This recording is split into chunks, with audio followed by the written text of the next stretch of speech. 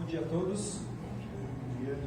Bom dia. Graça e a paz, amém? Amém. Agradeço mais uma vez aí a presença do Davi e dos seus, nos ajudando aí. Eu lembro que eu fiz seminário com o Davi. Ficamos pouco tempo junto lá, mas eu lembro bem, o pastor Manuel também.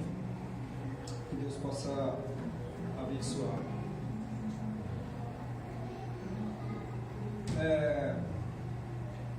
Muitos pastores são bem preocupados assim em terem um sermão que seja bom.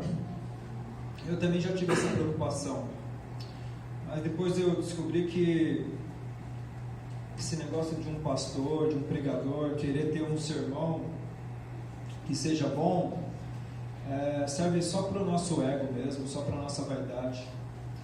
E além do mais, as pessoas, a referência que as pessoas têm do que é bom é diferente do que a gente entende por bom.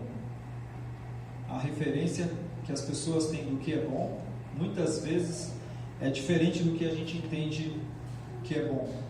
Eu lembro que tinha uma igreja que eu preguei nela algumas vezes, um tempo atrás, e tinha um irmão lá que sempre depois que eu pregava, ele elogiava a minha pregação, né? Falava que era muito boa e tal. E aí uma vez eu voltei lá, preguei de novo, e aí esse irmão veio de novo no final do culto, falou que gostava muito da minha pregação, e ele falou assim para mim: olha, tem duas pregações que eu gosto muito, a sua e a do Valdomiro Santiago. Aí eu fiquei pensando, poxa, esse negócio de bom é relativo, né? É bom, mas é bom com base no quê, né? Então, nesse dia eu fiquei pensando, né? Eu falei, eu não tenho que ter uma pregação boa. Eu não quero ter um sermão que seja bom. Eu quero ter um recado de Deus para os nossos corações. É isso. Não tem que ser bom, tem que ser uma mensagem que Deus quer trazer para nós. É isso que vai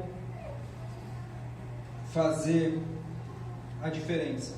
Eu queria ler um texto com vocês que, em virtude do dia, com certeza é um texto sobre a ressurreição de Jesus Cristo, uma narrativa que Lucas faz, e a gente vai ler esse texto e eu vou falar algumas coisinhas aqui a respeito desse tão importante dia para nós hoje, que é o dia da ressurreição. Então eu queria que você fosse comigo em Lucas 24,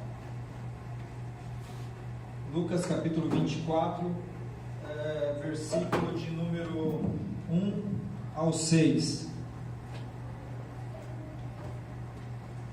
Lucas 24, do 1 ao 6. Acho que todo mundo encontrou. Está escrito assim: no primeiro dia da semana, de manhã, bem cedo, as mulheres tomaram as especiarias aromáticas que haviam preparado e foram ao sepulcro. Encontraram removida a pedra do sepulcro, mas quando entraram, não encontraram o corpo do Senhor Jesus. Ficaram perplexos, sem saber o que fazer. De repente, 2 homens com roupas que brilhavam como a luz do sol colocaram-se ao redor delas.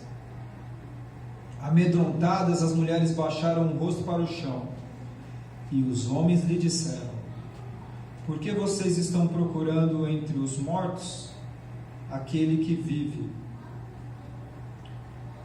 Ele não está aqui, ressuscitou. Amém. Amém? Vamos parar por aqui. O tema da minha mensagem é o vazio que preenche os corações. É nisso que eu creio. Eu creio que o vazio que essas mulheres encontraram dentro daquele sepulcro é um vazio que consegue preencher os nossos corações. Diversas vezes na história,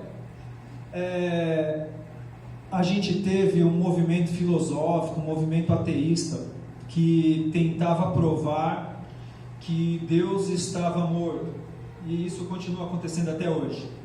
E aí surgem documentários, fóruns acadêmicos para provar que Jesus Cristo é um mito, para provar que Jesus Cristo era só mais uma pessoa, não era o Deus encarnado.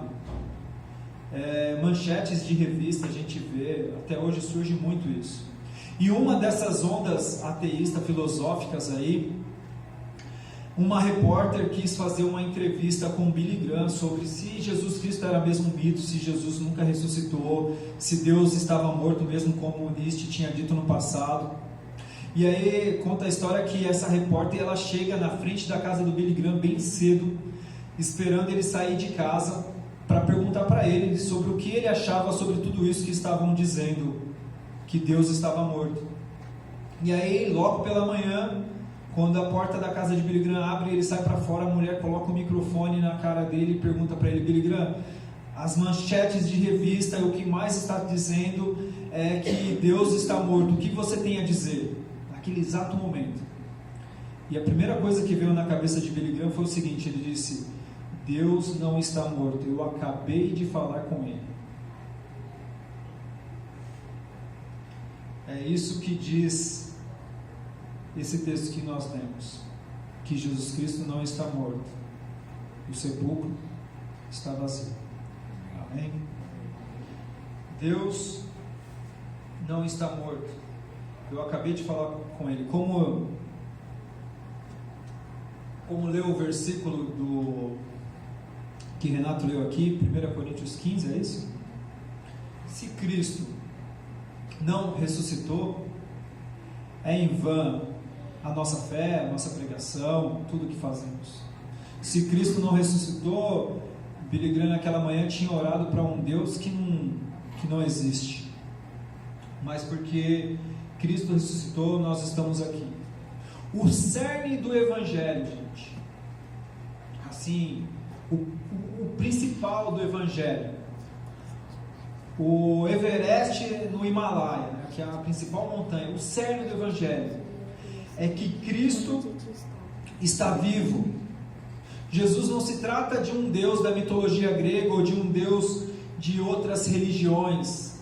Jesus é um Deus ressurreto, é um Cristo que está vivo.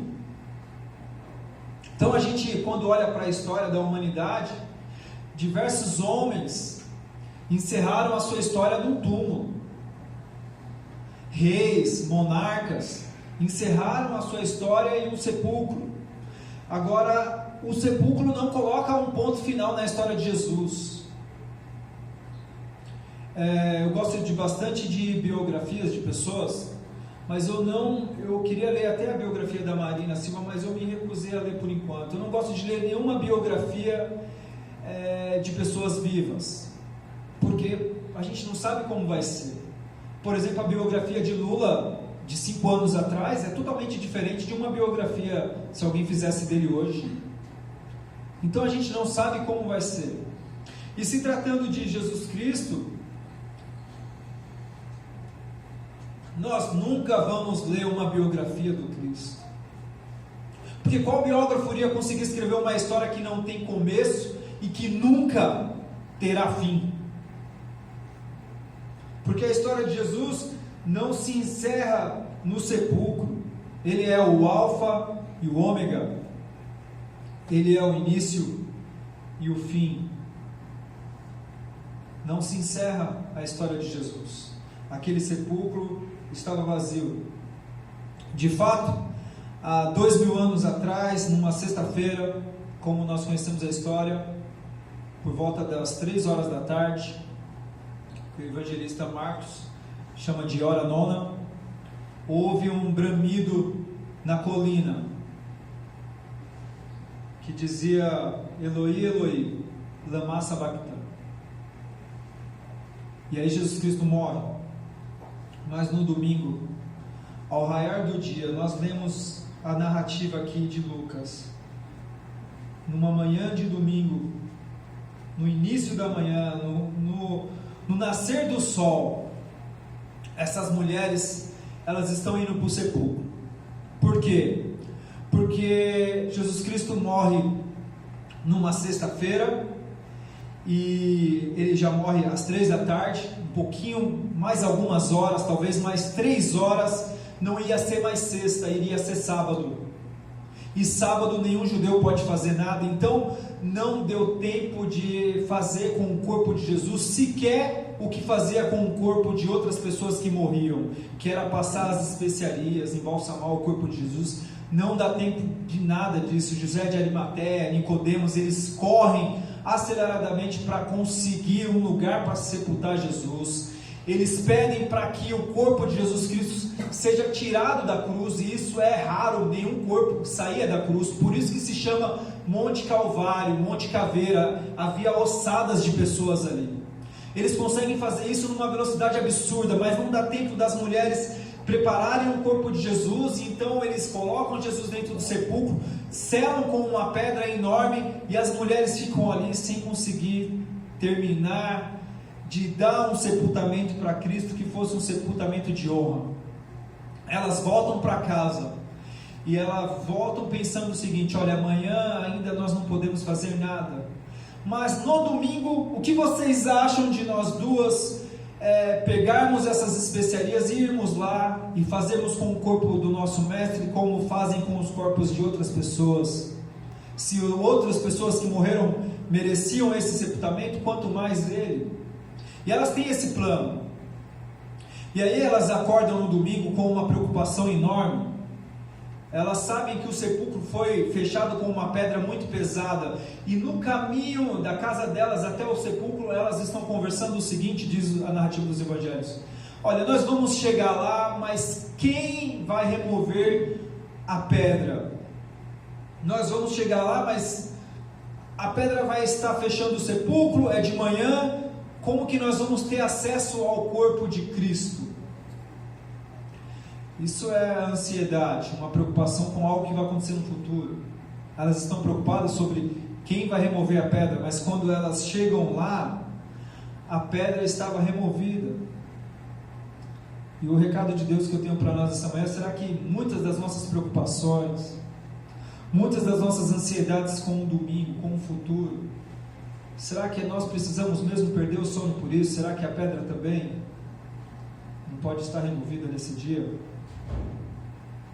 Elas estão preocupadas com o sepulcro, com a pedra que tampa, mas quando chega lá, o sepulcro está vazio. E é isso que eu tenho a dizer: o vazio do sepulcro tem poder de preencher o vazio dos corações das pessoas, porque o vazio do sepulcro é um vazio cheio de esperança para nós. Essas mulheres chegam lá e encontram a pedra removida. E uma pergunta que eu queria fazer para nós pensarmos nessa manhã é a seguinte: a pedra, ela foi removida para Cristo sair de dentro do sepulcro, ou a pedra foi removida para as Marias entrarem dentro do sepulcro? Por que a pedra foi removida? Para que Jesus pudesse sair de lá de dentro, ou para que as Marias pudessem entrar lá dentro? A gente vai ver isso um pouquinho mais na frente, mas o importante é que o corpo de Cristo não estava lá naquela manhã de domingo. E muitas pessoas querem dizer que Jesus Cristo é um mito, que Jesus Cristo não ressuscitou, e dizem que elas não encontraram Jesus lá dentro porque os discípulos roubaram o corpo de Jesus. Mas será que os discípulos teriam coragem de roubar o corpo de Jesus? O texto nos diz que os discípulos estavam dentro de uma sala fechada, com medo que pudesse acontecer com eles o que aconteceu com o seu mestre. Como esses discípulos que estavam medrosos dentro de um cenáculo com portas trancadas iriam ter coragem de enfrentar a guarda romana e roubar o corpo de Jesus? Não foi os discípulos que roubaram o corpo de Jesus. Dizem de tudo sobre isso. Dizem que essa não passa de uma história inventada. Mas se foi uma história inventada, eu queria dizer para você nessa manhã que foi uma história muito mal inventada. Porque qualquer pessoa que inventasse essa história não iria usar o testemunho de ressurreição através de mulheres, porque as mulheres na cultura da época sequer tinham voz em um tribunal, não poderiam ser testemunhas, não poderiam prestar depoimento. Então quem inventou essa história? Por que iria usar as mulheres como testemunha da ressurreição, se as mulheres não tinham uma voz que poderiam ser válida na época? Não se trata de uma história inventada. Aí outros vão dizer que na verdade Jesus Cristo não ressuscitou, foi um espírito do além que apareceu depois que ele morreu.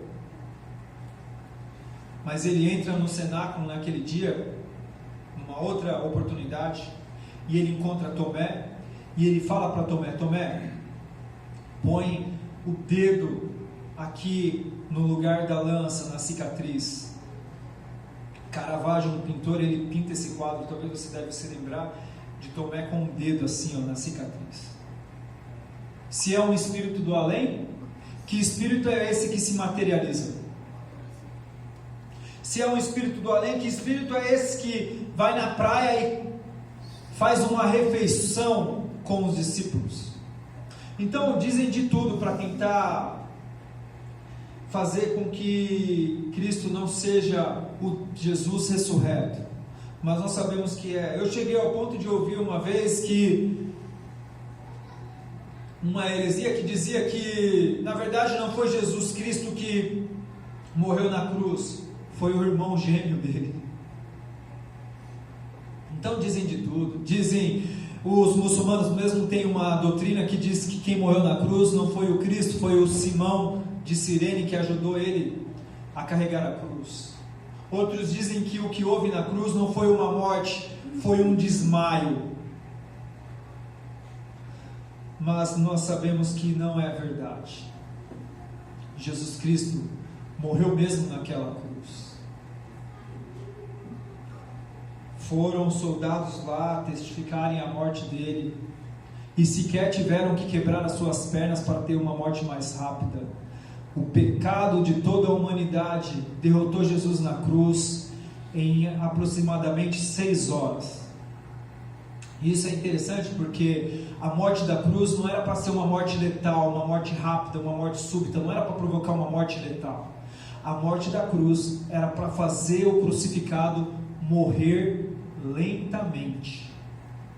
E o maior pavor da cruz não era simplesmente ir para a cruz e morrer, mas era ir para a cruz e levar até 3 dias para morrer nela, sendo comido por aves, sendo ali blasfemado pelas pessoas, e ir morrendo aos poucos com o sangue que ia se escorrendo. Por isso que quando as pessoas que estavam na cruz pediam um voto de misericórdia, qual era esse voto de misericórdia? Era para que as pernas fossem quebradas, então eles não conseguiriam mais sustentar o seu corpo, o corpo se esparramava para frente e sufocava o pulmão e a pessoa morria, porque a cruz era uma morte devagar. Mas o pecado da humanidade derrota Jesus na cruz em apenas 6 horas. Quando aquele ladrão, não o ladrão da cruz, que ele não roubou cruz nenhuma, né? A gente tem mania de dizer ladrão da cruz, mas quando o ladrão na cruz, presta atenção nisso, eu já estou encerrando.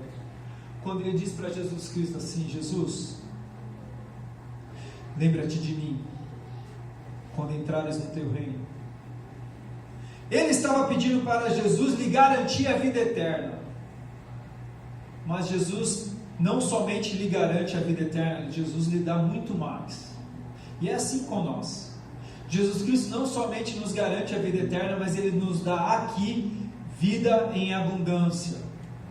Ah, mas por que você está dizendo que Jesus Cristo deu muito mais para aquele homem? Ele não desceu da cruz. É verdade, Ele não desceu da cruz, mas Jesus Cristo deu muito mais para ele. Sabe por quê? Porque a cruz fazia as pessoas morrer lentamente, 2, 3 dias. E sabe o que Jesus Cristo disse para aquele homem? Hoje mesmo estarás comigo no paraíso. Sabe o que Jesus Cristo estava dizendo para ele? Você não vai sofrer nessa cruz 2, 3 dias. Você também vai ser aliviado desse sofrimento. Esse é o nosso Jesus Cristo. E aí naquela cruz, como diz um livro muito antigo, de um reformador chamado de John Well, na morte da cruz, ele diz o seguinte, que a morte, morre a morte na morte de Jesus. É isso que acontece. Na cruz, a morte morre com a morte de Cristo. Naquela cruz, Jesus derrota a morte. Tem um texto que eu vou ler para vocês, muito antigo, eu não consegui achar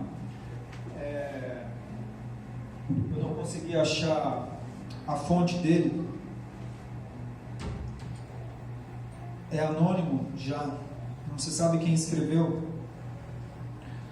mas com a morte de Jesus Cristo, morre-se a nossa morte. O texto diz assim: diziam que o ferro era forte, mas o homem inventou o fogo, e o fogo derreteu o ferro. E aí diziam que o fogo era forte, mas percebeu-se que a água apagava o fogo.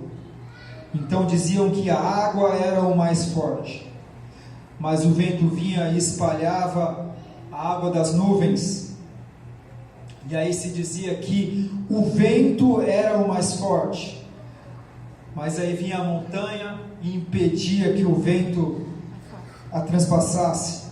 E aí então o que se dizia era que a montanha era mais forte, mas aí o homem veio, o homem constrói na montanha, o homem faz túneis na montanha, o homem consegue transpassar as montanhas. E aí o que se dizia era que o homem era o mais forte da humanidade. Mas aí veio a morte, e a morte derrubou o homem. E durante milhares de anos, o que se dizia era que a morte então, ela sim era mais forte. Mas aí Jesus Cristo no domingo, ele vence a morte. E aí isso faz coro com Paulo em 1 Coríntios 15 também, mais para frente, no verso 55. A morte foi tragada com a vitória da cruz. E ele faz uma pergunta retórica. Uma pergunta retórica é aquela que não precisa de uma resposta. É aquela pergunta lógica, nós sabemos a resposta. Ele diz assim: onde está, ó morte, a tua vitória? Onde está, ó morte, o teu agrilhão? A morte foi vencida ali na cruz. Jesus venceu a morte. As Marias vão ali e encontram a pedra removida. E respondendo a pergunta que eu fiz no início, a pedra removida, eu não creio que ela foi removida para que Jesus Cristo pudesse sair de dentro do sepulcro. Ela foi removida para que as Marias pudessem entrar dentro do sepulcro. Sabe por quê? Porque o corpo de Jesus Cristo, depois da ressurreição, nós percebemos que não é mais um corpo sujeito às leis da física. Ele está na Galiléia e ele aparece na Judéia. Os discípulos estão com as portas trancadas no cenáculo e ele aparece lá dentro.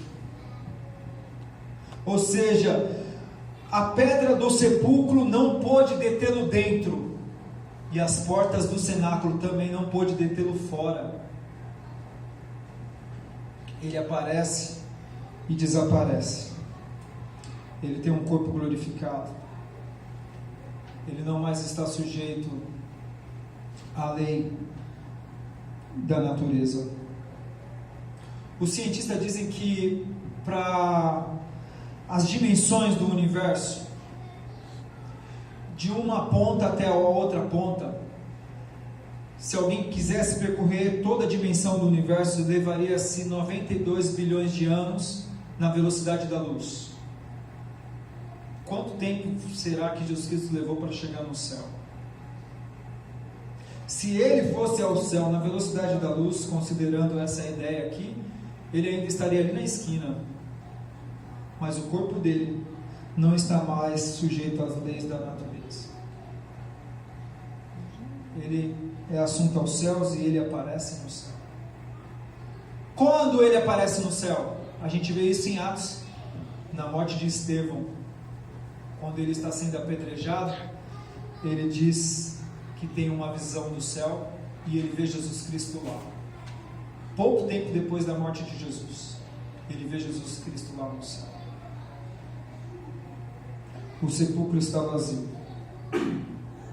E o vazio do sepulcro preenche os nossos corações, amém?